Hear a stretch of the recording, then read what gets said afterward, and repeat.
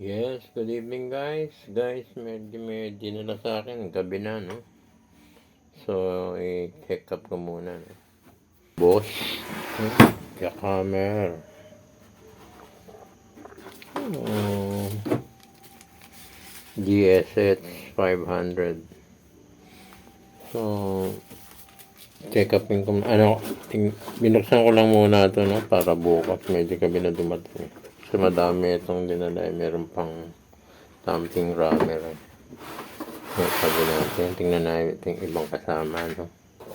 So guys, ito yung pangalawa, miter saw or circular saw. So ito yung circular niya. Yan. DCA AMY02185. So, dalawa. Yung iba pa. So, ito pa guys, electric drill, no? Oo nga palaban sa construction lahat na, eh.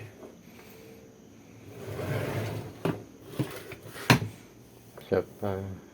Yung isa nasa likod ko, yung tamping rammer, malaki yun. So guys, medyo makita, medyo malinis-linis.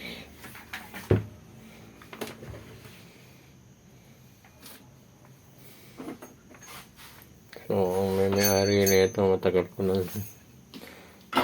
nang suki dati ito sa ano. Dati kasi may tindahan akong surplus tools. Hanggang naging suki ko na naman yung nagre-repair ako. Yan. Isang malaking contractor dito sa sa Batangas. So medyo break yata, kaya dinala lahat, pinapa-general check-up lahat yung tools niya. Yan pa natin yung iba, no?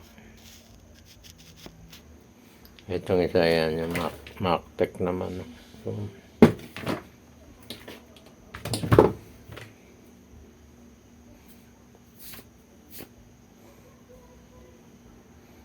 yan natin yung iba.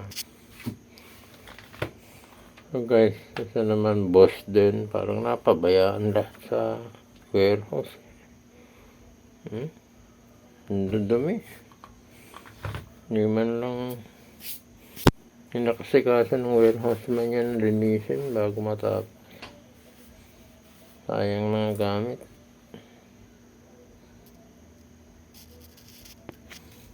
Guys, maliit naman. Boss din, maliit. Talagang talagang hindi nilinis man lang. Kapag nilinis ko ito lahat, pogi na naman yun. Paiba, ha? Ayan. Dalawang mas maliit.